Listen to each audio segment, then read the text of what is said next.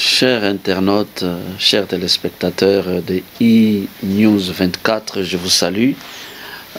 Nous voici dans un autre numéro de notre pain dominical. Merci beaucoup pour les réactions que nous avons reçues du numéro passé et quelques questions que j'ai reçues. Les questions que j'ai reçues. Je vais tenter un peu de raisonner aujourd'hui sur le péché parce que on m'a posé des questions sur le péché. Il y a une sœur qui m'a parlé de ça il y a longtemps, un peu là, au Danemark, qui m'avait aussi posé cette question et la question est en train de revenir. Donc, tout ce que je voudrais dire que la solution sur le péché est déjà donnée. C'est-à-dire, Jésus-Christ, il est mort une fois pour toutes pour le péché. Mais il y a des opinions différentes. Il y en a qui disent que bon, c'est fini, comme Jésus a déjà, comme il a déjà donné la solution sur le péché, c'est fini. Donc le péché n'a plus d'effet. Donc tout le monde ira au ciel. Tout le monde. Parce que nous avons parlé de la malédiction. Non, je voudrais un peu éclaircir quelque chose. Ici, nous sommes dans le livre de 1er Jean, chapitre 5. 1er Jean, chapitre 5. Je vais lire le 16e verset. À partir du 16e verset, la Bible dit: « Si quelqu'un voit son frère commettre un péché qui ne mène point à la mort, qu'il prie. Et Dieu donnera la vie à ce frère, et il donnera à ceux qui commettent un péché qui ne mène point à la mort. » Il y a un péché qui mène à la mort. Ce n'est pas pour ce péché-là que j'ai dit de prier.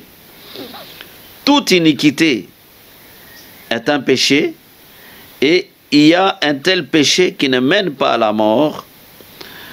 Nous savons que quiconque est né de Dieu ne pratique pas le péché, mais celui qui est né de Dieu se garde lui-même et le malin ne le touche pas. Nous savons aussi, je termine avec le 19e verset, nous savons que nous sommes de Dieu et que le monde entier est sous la puissance du malin.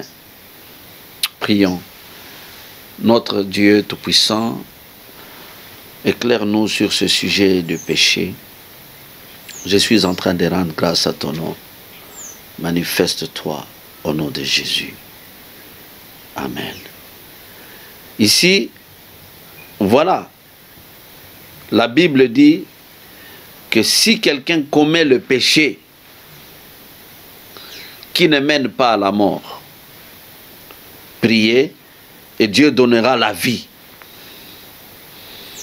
Dieu donnera la vie à cette personne.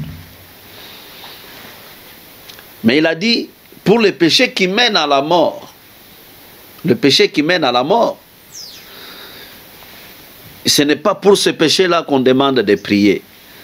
Bien-aimés, c'est un thème qui semble un peu être compliqué, mais suivez, je vais tenter de répondre parce que c'est une question qui est revenue. J'ai tenté de réfléchir là-dessus. À la lumière du Saint-Esprit, nous allons tenter de vous expliquer. Donc, si je comprends bien, nous avons deux sortes de péchés. Il y a les péchés qui mènent à la mort et les péchés qui ne mènent pas à la mort. Mais il y a une chose, la Bible dit, priez pour ce péché-là qui ne mène pas à la mort, pour que Dieu lui donne la vie. C'est-à-dire, celui qui commet ce péché-là n'a pas de vie. Oh, là où il n'y a pas de vie, c'est quoi? C'est la mort. Et la Bible dit, toute iniquité est un péché, et il y a tel péché qui ne mène pas à la mort. nous savons que quiconque est né de Dieu ne pratique pas le péché. Mais celui qui est né de Dieu s'égarde lui-même et le malin ne le touche pas. On est en train de nous montrer que le malin peut toucher quelqu'un, le malin peut déranger quelqu'un. Mais quand tu es né de nouveau, comme nous avons dit la fois passée, qu'il y a chrétien et chrétien, celui-là qui est né de nouveau ne peut pas être maudit. C'est là où tout a commencé pour qu'on me pose toutes ces questions. Donc, quand tu es né de Dieu, le péché est loin de toi. Le péché est loin de toi. Mais il arrive que, en tant qu'enfant de Dieu, vous arrivez à tomber dans le péché. Par exemple, je vais illustrer un exemple. La Bible dit, quand vous vous mettez en colère, ne laissez pas le soleil se coucher toujours en colère. Vous êtes toujours en colère. C'est ça ce que la parole de Dieu dit. Mais maintenant, quand vous vous fâchez, que ce soit le matin, que ce soit dans les après-midi, au coucher du soleil, en tant qu'enfant de Dieu, vous devez vous libérer de la colère. Mais quand vous laissez cette colère, vous allez au lit avec cette colère, vous vous réveillez, c'est un péché. C'est un péché, c'est-à-dire, le péché, c'est-à-dire, vous violez la parole de Dieu. C'est un péché. Est-ce ce péché-là qui peut vous amener à la mort? La Bible dit, il faut prier. On prie pour vous. C'est-à-dire quelque chose ne va pas. Mais quand vous descendez là-bas, on dit, non mais, quand même, quand quelqu'un est né de nouveau, ne peut pas vivre comme ça. C'est-à-dire, il se garde, il se contrôle. Celui qui est né de nouveau se garde, se contrôle. Donc, il ne peut pas pécher. Pourquoi? Parce qu'il est né de Dieu. Celui qui est né de Dieu, il connaît le principe de Dieu. Il connaît le principe de Dieu. Mais ici, je voudrais souligner quelque chose sur l'autre péché là. L'autre péché qui mène à la mort. Hein. C'est rapidement, je suis en train de lire le livre de Matthieu. Le livre de Matthieu, chapitre 12. Je suis au chapitre 12. Le livre de Matthieu. Moi, je crois que c'est un sujet aussi qui nécessite un peu de séminaire. Je vais lire le verset 31 et 32, chapitre 12. C'est pourquoi je vous dis, tout péché et tout blasphème sera pardonné aux hommes. Mais le blasphème contre l'Esprit ne sera point pardonné. Quiconque parlera contre le Fils de l'homme, il lui sera pardonné, mais quiconque parlera contre le Saint-Esprit, il ne lui sera pas pardonné, ni dans ce siècle, ni dans le siècle à venir. Vous comprenez ça? Donc si on ne peut pas vous pardonner,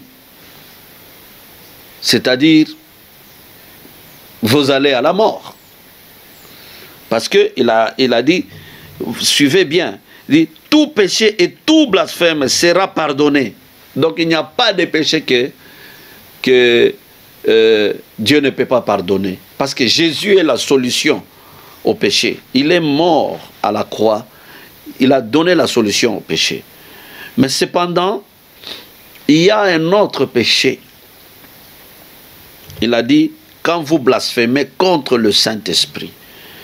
Comment vous pouvez blasphémer contre le Saint-Esprit? Ici, on est en train de parler de l'incrédulité.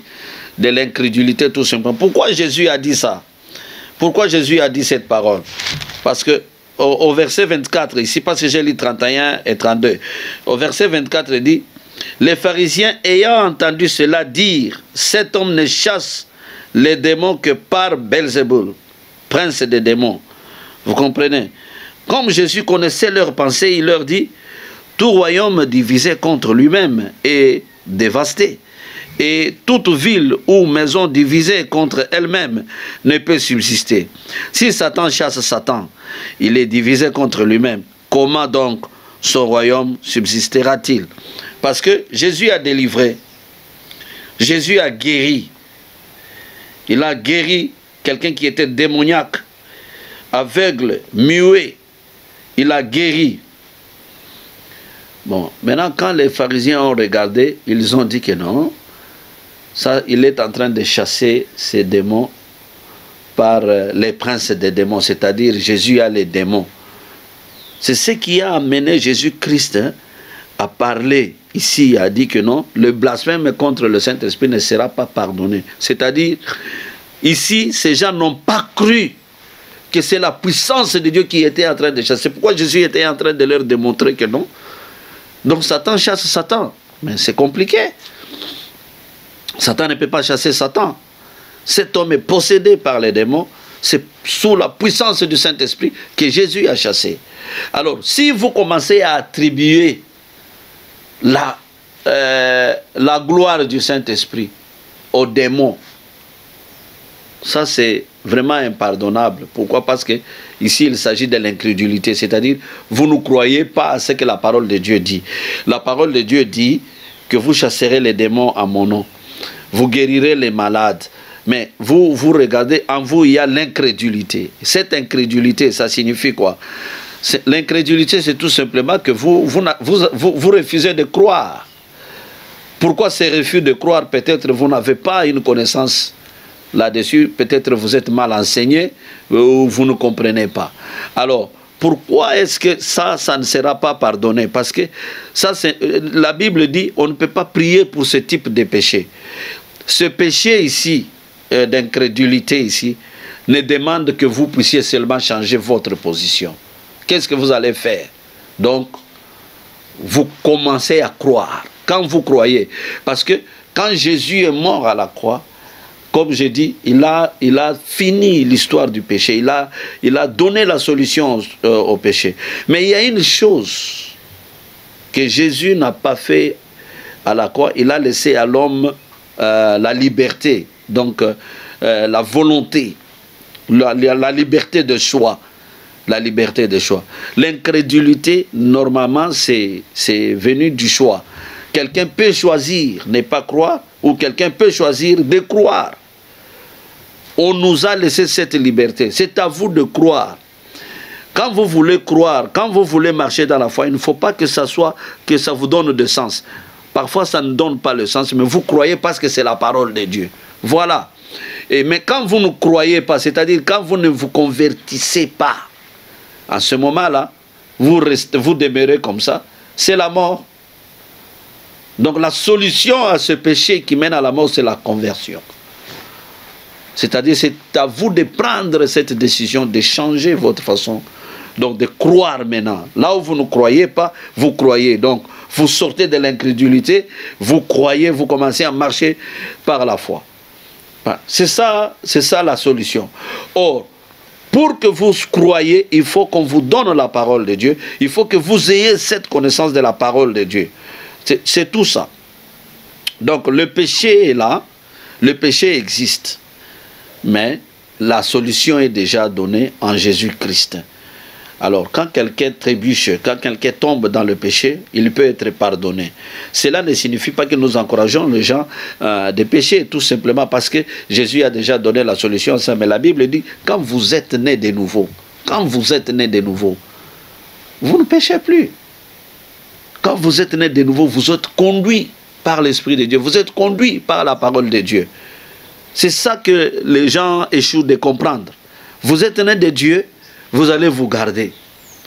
Vous êtes né de Dieu, vous allez faire des choix, des choses avec quoi il faut vivre.